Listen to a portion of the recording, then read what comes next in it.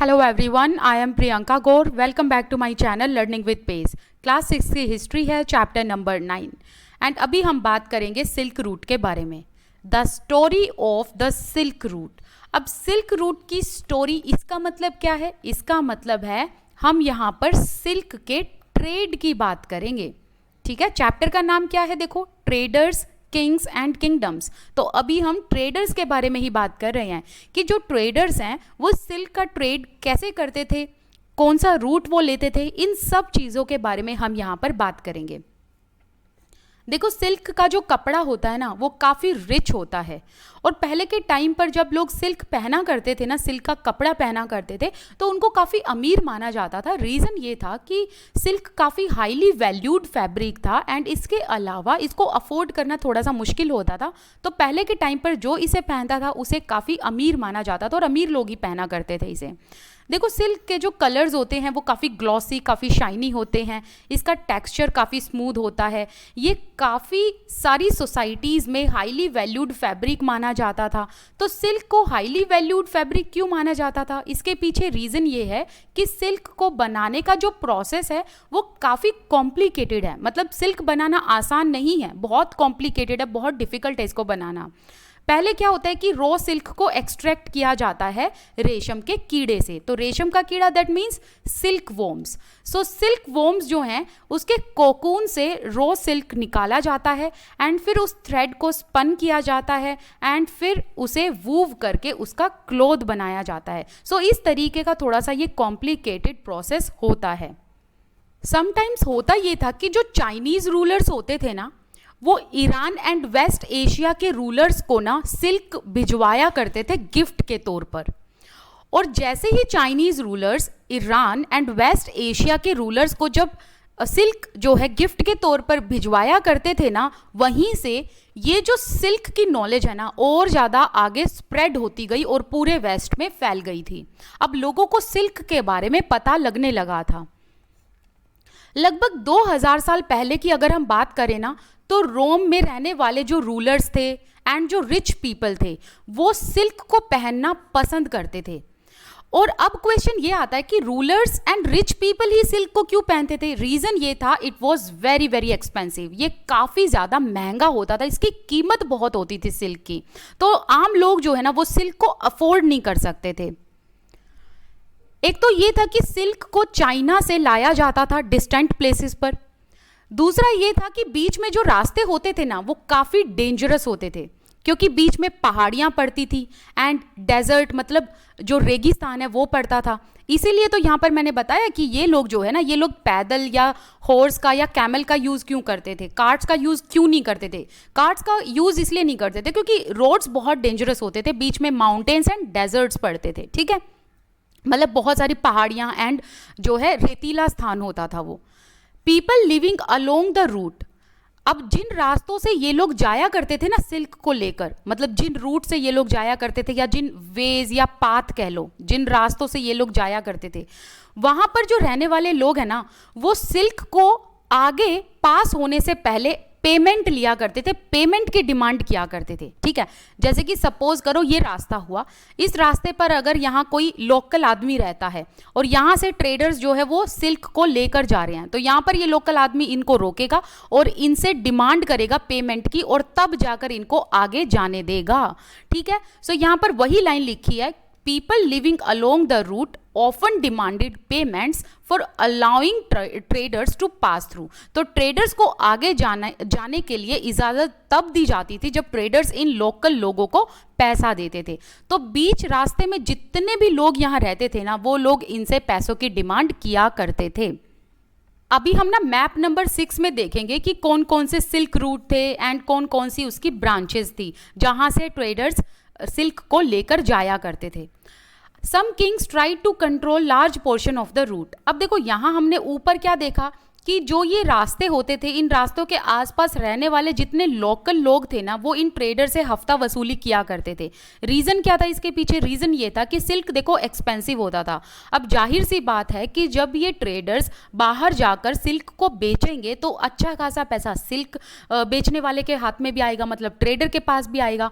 तो ये जो लोकल लोग होते थे ना, ये ट्रेडर से इसीलिए पैसा लिया करते थे, मतलब एक हफ्ता वसूली किया करते थे कि अगर तुमको इस रास्ते से सुरक्षित जाना है ना तो पहले हमें पेमेंट दो। तो इसीलिए ये लोग डिमांड किया करते थे। सो इन द सेम वे जो राजा लोग थे उन्होंने भी ये देखा कि जो ये रूट है जहां से ये ट्रेडर सिल्क को लेकर जा रहे हैं, ये रूट तो हमारे एम्पायर से होकर जा रहा है। तो इसीलिए कुछ राजाओं ने क्या सोचा? उन्होंने सोचा कि क्यों ना इस रूट को भी अपने कंट्रोल में कर लिया जाए, ताकि इन ट्रेडर से इनको सिल्क का टैक्स मिलता रहेगा।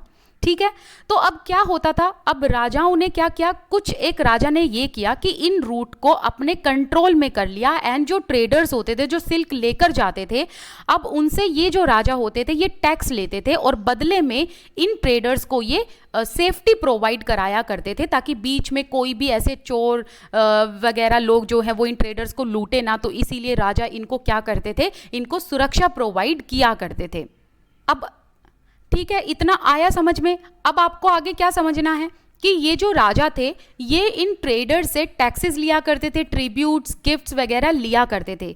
और जब ये ट्रेडर्स इन राजाओं को टैक्स, ट्रिब्यूट या गिफ्ट देते थे तो इनके बदले में राजा जो है वो इन ट्रेडर्स को प्रोटेक्शन प्रोवाइड किया करते थे, ताकि ट्रेडर्स आराम से उस रूट को पार कर पाए।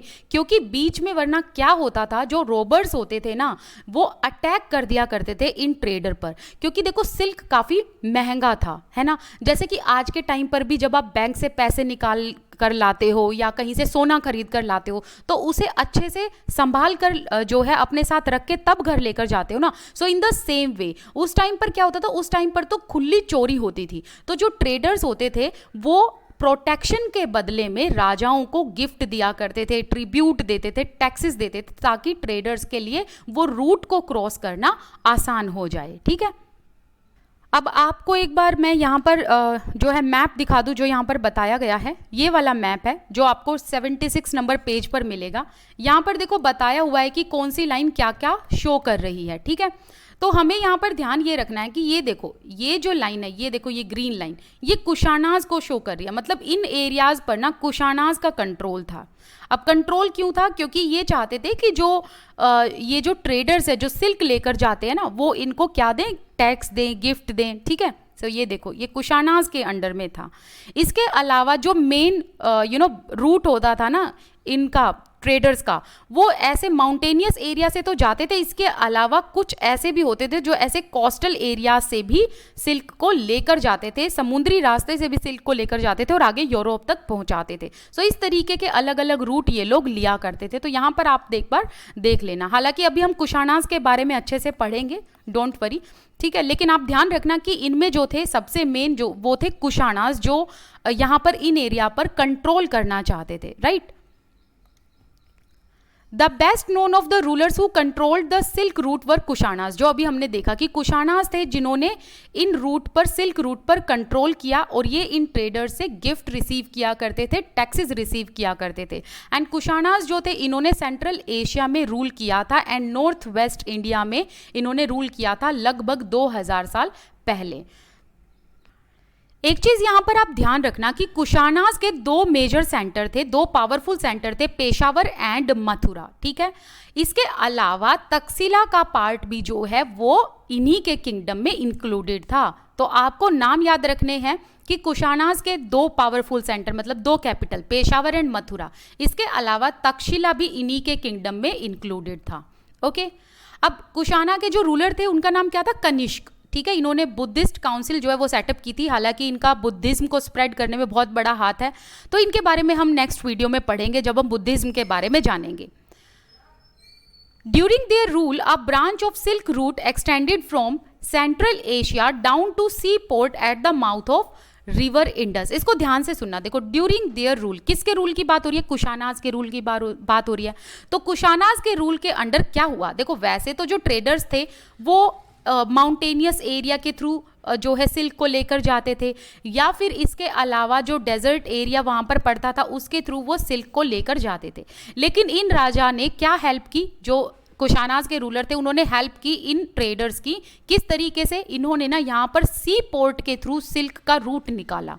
ठीक है, तो आपको ध्यान रखना है कि कुशानाज के रूल के अंडर क्या होता था कि जो सिल्क रूट है उसको एक्सटेंड कर दिया गया from central Asia to the sea port. अब सी पोर्ट से जो है वो सिल्क रूट का रास्ता बना दिया कुशानाज ने, और यहाँ से सिल्क को क्या किया जाता था, आगे पहुँचाया जाता था। तो सिल्क को यहाँ पर शिप करके वेस्टवर्ड पहुँचाकर वहाँ से फिर रोमन एम्पायर तक सिल्क को भेजा जाता था। ठीक है, तो ये चीज़ किसके रूल के अंडर पॉसिबल हो पाई? कुशानाज के रूल के अंडर ही पॉसिबल हो पाई थी। कुशानाज ऐसे अर्लीस्ट रूलर्स थे जिन्होंने जो है गोल्ड कॉइन्स को इशू किया था, and these were used by traders along the sea route. और ये गोल्ड कॉइन्स जो है ट्रेडर्स के द्वारा भी यूज किए जाते थे जब ये सी रूट से होकर जाते थे। ठीक है, सो यहाँ पर जो हमने अभी कुशानाज के बारे में कंप्लीट किया, इसके अलावा सिल्क रूट के बारे में हमने बात की। अब ये जो पार्ट है ये हम थोड़ा सा अभी नेक्स्ट वीडियो में करेंगे, क्योंकि अभी हम ये अलग से पढ़ेंगे द स्प्रेड ऑफ बुद्धिज्म के बारे में। Hello everyone, I am Priyanka Gaur, welcome back to my channel learning with pace. तो अभी हमारा जो टॉपिक है द स्प्रेड ऑफ बुद्धिज्म, अब हम बात करेंगे बुद्धिज्म के बारे में। देखो, वैसे चैप्टर का नाम रिकॉल करो, ट्रेडर्स, किंग्स एंड पिलग्रिम्स। तो अभी तक ना हमने ट्रेडर्स के बारे में बात कर ली, अब हम किंग्स के बारे में बात करेंगे। तो आपको यहाँ पर किंग्स के बारे में जब हम बात करेंगे दो चीज़ें ध्यान में रखनी है, एक तो किंग्स एंड एक रिलीजन। ओके, मतलब जिस राजा का रूल था उस टाइम पर कौन सा रिलीजन था। इसके अलावा फिर हम बात करेंगे पिलग्रिम्स के बारे में। अगर हम कुशाना रूलर्स में सबसे फेमस एंड सबसे इंपॉर्टेंट रूलर की बात करें तो वो थे कनिष्क। कनिष्क ने रूल किया था 1900 ईयर्स अगो। अब 1900 ईयर्स अगो को ना अगर आप एडी में लगाकर चलोगे तो वो बन गया 100 एडी। दैट मीन्स 100 एडी का मतलब होता है एनो डोमिनी। हालांकि कुशाना रूलर्स पहले से थे, कुशानाज का रूल पहले से था, लेकिन कनिष्क ने जो रूल किया था वो 1900 ईयर्स अगो किया था। That means near about 100 AD. Kanishka ऐसे रूलर थे जिन्होंने बुद्धिस्ट काउंसिल को ऑर्गेनाइज कराया था। अब ये बुद्धिस्ट काउंसिल क्या था? एक ऐसा काउंसिल जहाँ पर स्कॉलर्स एक साथ मिलते थे, बैठते थे एंड इम्पोर्टेंट मैटर्स पर, मतलब इम्पोर्टेंट बातों पर डिस्कशन किया करते थे। अब ना यहाँ पर आपको बुद्धिस्ट काउंसिल के बारे में तो बात याद रखनी है कि जो कनिष्क है इन्होंने बुद्धिस्ट काउंसिल को ऑर्गेनाइज कराया था, ये तो बहुत इंपॉर्टेंट क्वेश्चन बनता ही है।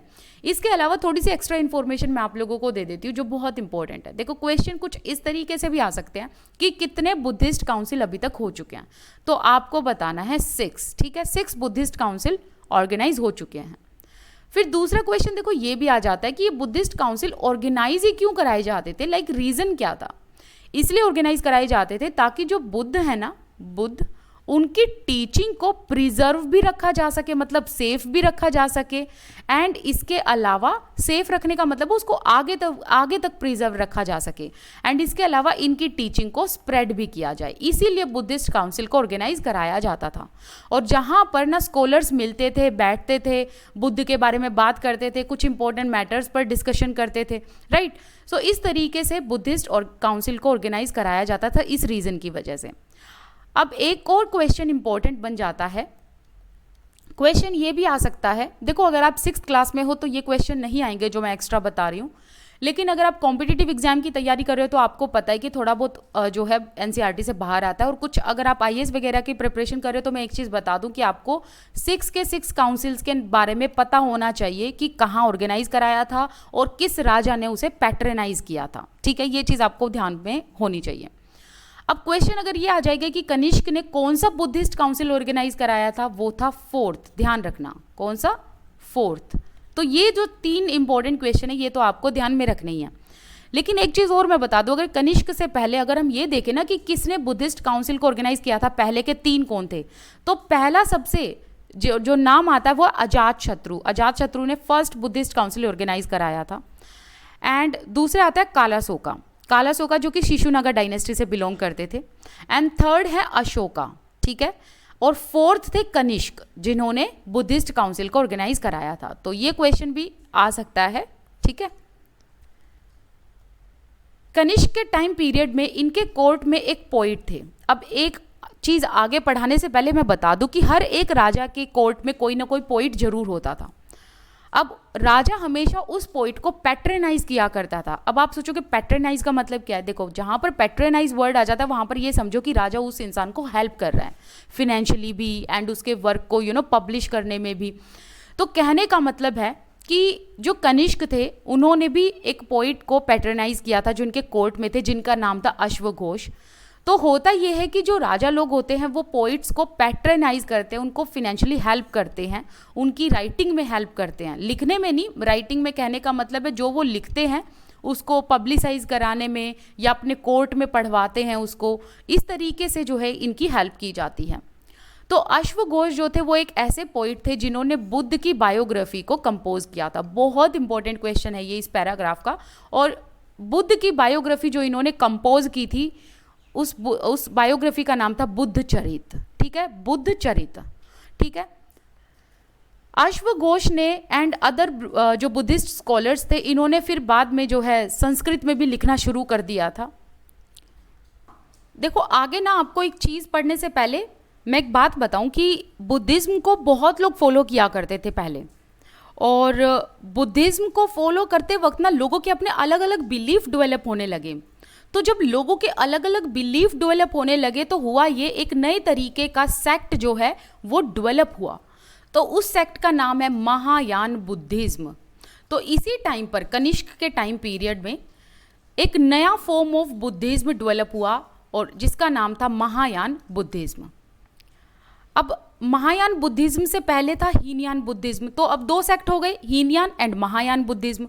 इन दोनों के बीच में डिस्टिंक्ट फीचर्स थे। पहले क्या होता था ना, पहले बुद्ध की प्रेजेंस को शो किया जाता था कुछ साइंस के थ्रू, स्कल्प्टर्स शो करके। जैसे कि सपोज करो अगर बुद्ध की प्रेजेंस को दिखाना है तो पीपल ट्री बना दिया जाता था। एंड इस तरीके से यहाँ देखो आप, जैसे पीपल ट्री बनाकर क्या शो किया जाता था कि बुद्ध ने पीपल ट्री के नीचे बैठकर एनलाइटनमेंट को अटेन किया था, मतलब पीपल के पेड़ के नीचे बैठकर मोक्ष की प्राप्ति की थी। तो अगर बुद्ध की प्रेजेंस को दिखाना था तो पहले क्या किया जाता था, बुद्ध की प्रेजेंस को दिखाया जाता था साइंस के थ्रू। ठीक है, मतलब कुछ साइन, इशारों के थ्रू। ठीक है, सर्टेन साइंस का मतलब है कुछ इशारों के थ्रू। लेकिन अब क्या होने लगा, अब हुआ ये कि लोगों ने ना बुद्ध के स्टैचूज बनाने शुरू कर दिए।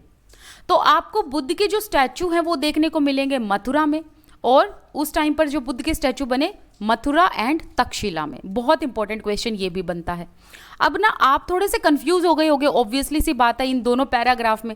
तो अभी ना मैं आपको महायान एंड हीनयान दोनों बुद्धिज्म का डिफरेंस बताती हूँ, फिर आपको ना ये पूरा पैराग्राफ दोबारा से मैं समझाऊंगी और आपको सब कुछ समझ में आ जाएगा। ठीक है, देखो हुआ ये था कि एक तरफ थे महायान बुद्धिज्म, ठीक है, एंड दूसरी तरफ हीनयान बुद्धिज्म।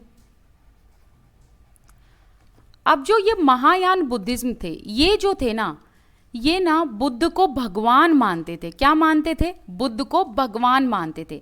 वेयर एज अगर हम हीनयान बुद्धिज्म की बात करें तो ये बुद्ध को भगवान नहीं मानते थे, क्योंकि हीनयान बुद्धिज्म का कहना ये था कि बुद्ध ना पहले इंसान थे, ऐसे इंसान जिन्होंने सेल्फ डिसिप्लिन एंड मोटिवेशन से एनलाइटनमेंट को अटेन किया। ठीक है, कौन मानते थी ऐसी बात?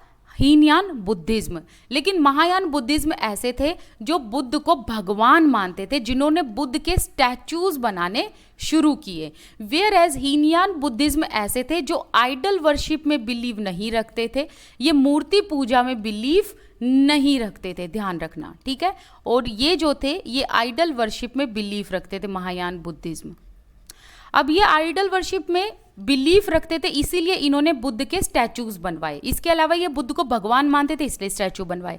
वेयर एज हीनयान बुद्धिज्म के लोग जो थे, जो यहाँ इस सेक्ट में बिलीफ रखते थे, वो मानते थे कि बुद्ध एक आम इंसान थे जिन्होंने सेल्फ डिसिप्लिन एंड मेडिटेशन से सेल्वेशन को अटेन किया है। और ये लोग ना आइडल वर्शिप में बिलीफ नहीं रखते थे, तो इसीलिए ये जो है बुद्ध की प्रेजेंस को शो करते थे साइंस के थ्रू, स्कल्प्टर्स बना के, जैसे कि पीपल ट्री बना के।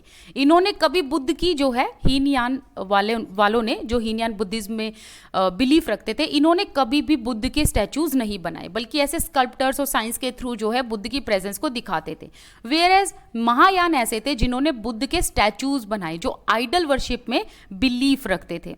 ठीक है, तो अभी हम सिंस यहाँ पर बात कर रहे हैं किसकी, महायान बुद्धिज्म की, तो ये आपको पता होना चाहिए, ये वाला डिफरेंस, और ये चीज़ भी आपको पता होनी चाहिए। तो जो महायान बुद्धिज्म था, मतलब वो लोग जो बुद्ध को भगवान मानते थे और जो आइडल वर्शिप में बिलीफ रखते थे, तो ये जो सेक्ट है ये बहुत दूर दूर तक फैला, जैसे कि China, Korea, Nepal, Japan, Bhutan, Tibet, और यहाँ पर रहने वाले जो लोग हैं ना, वो आज के टाइम पर जो बुद्धिज्म को फॉलो करते हैं वो महायान बुद्धिज्म से ही हैं, ये भी ध्यान रखना। ठीक है, तो यहाँ पर जो ये लाइन दी गई है ना, जो यहाँ पर ये लाइन दी गई है कि अर्लियर क्या होता था कि सर्टेन साइन के थ्रू बुद्ध की प्रेजेंस को शो किया जाता था, तो यहाँ पर हीनयान की बात की गई है, क्योंकि देखो बुक में ना थोड़ा सा कभी कभी बहुत कंफ्यूजिंग तरीके से दिया जाता है, जो आप लोगों को क्लियर ना हो पाए, तो इसीलिए ये बताना जरूरी था महायान एंड जो है हीनयान के बारे में। लेकिन हुआ क्या, धीरे धीरे जो है महायान सेक्ट जब डेवलप हुआ तो लोगों ने बुद्ध के ही स्टैचू बनाने शुरू कर दिए, क्योंकि ये जो लोग थे ये बुद्ध को भगवान मानते थे। तो बुद्ध के जो स्टैचू बने वो मथुरा में बनाए गए एंड कुछ तक्षशिला में बनाए गए। ये भी बहुत इंपॉर्टेंट क्वेश्चन है, किसी भी तरीके से ऐसे क्वेश्चंस आते ही रहते हैं और बुद्ध से क्वेश्चन जरूर आता है, बहुत इंपॉर्टेंट पार्ट है ये। देखो यहाँ आगे पढ़ने से पहले ना एक बार जो बॉक्स में हमारा रह गया है इसको पढ़ते हैं, a sculptor from the stupa at Sanchi. तो सांची में जो ये स्तूपा का जो स्तूपा स्कल्प्टर है ना, इसके बारे में अगर हम बात करें तो इसमें ये शो किया गया है कि एक पेड़ है, पेड़ के नीचे ऐसे आसन सा दिखा रखा है, और इसमें ये इंडिकेट किया गया इस स्कल्प्टर के थ्रू कि बुद्ध ने ना इस पेड़ के नीचे बैठकर मेडिटेशन किया था और मेडिटेशन से ही फिर उन्होंने एनलाइटनमेंट को अटेन किया था। ये चीज़ यहाँ दिखा रखी है। ठीक है, बस इतना ही है उसमें। देखो आपको जो सेकंड चेंज याद रखना है वो बोधिसत्वास के बिलीफ में रखना है। अब आप कहोगे कि फर्स्ट चेंज कौन सा था, है ना, तो देखो फर्स्ट चेंज हमने यहाँ पढ़ा जो हमने सेक्ट के अंदर देखा, हीनयान एंड महायान के बीच में। लेकिन अब हम देखेंगे बोधिसत्वास के बिलीफ में जो चेंजेस आए। अब सबसे पहले तो क्वेश्चन ये आ जाएगा कि बोधिसत्वास होते कौन थे, है ना, सबसे पहले तो यही क्वेश्चन आ सकता है। तो इतना जो मैं यहाँ मार्क कर रही हूँ ये इसका आंसर है। बोधिसत्वास वो लोग थे जिन्होंने एनलाइटनमेंट को अटेन कर लिया था, और अगर एक बार बोधिसत्वास एनलाइटनमेंट को अटेन कर लेते थे तो वो कंप्लीट आइसोलेशन में रहते थे एंड पीस में मेडिटेट किया करते थे अकेले रहकर। लेकिन अभी क्या होने लगा, अभी धीरे धीरे बोधिसत्वास के बिलीफ में चेंज होने लगा। दैट मीन्स कि हुआ ये कि पहले के जो बोधिसत्वास थे वो एनलाइटनमेंट को अटेन करके अकेले रहते थे, आइसोलेशन में रहते थे। आइसोलेशन का मतलब है समाज से परे, मतलब वर्ल्ड से दूर रहते थे। लेकिन अब हमें क्या देखने को मिलता है, अब जो बोधिसत्वास थे जब वो एनलाइटनमेंट को अटेन करते थे तो वो समाज से दूर नहीं रहते थे बल्कि समाज के बीच में रहते थे, मतलब लोगों के बीच में रहते थे, वो आइसोलेशन में नहीं रहते थे। तो इस तरीके का चेंज हमें देखने को मिला, हमें चेंज देखने को मिला बोधिसत्वास के बिलीफ में। तो पहले के जो बोधिसत्वास थे वो चाहते थे कि अगर एक बार वो एनलाइटनमेंट को अटेन कर ले तो आइसोलेशन में रहेंगे, तो वो आइसोलेशन में रहने भी लग जाते थे एंड मेडिटेशन किया करते थे। लेकिन अब जो बोधिसत्वास थे वो एनलाइटनमेंट को अटेन करके समाज के बीच में ही रहकर लोगों की हेल्प करते थे एंड लोगों को टीच किया करते थे। अब किस बारे में टीच करते थे, बोधिसत्वास के उपदेश को टीच करते थे, राइट। तो इस तरीके से धीरे धीरे क्या हुआ, जैसे ही बोधिसत्वास लोगों के बीच में रहने लगे, बोधिसत्वास हो गए बहुत पॉपुलर, और जो बुद्ध की टीचिंग थी अब वो स्प्रेड हो गई सेंट्रल एशिया, चाइना एंड बाद में जाकर कोरिया एंड जापान। सो इस तरीके से जो बुद्ध की टीचिंग है ना वो आगे ऐसे फैलती रही थी। अब धीरे धीरे जो बुद्धिज्म है वो इंडिया में वेस्टर्न एंड सदर्न पार्ट में भी फैल गया।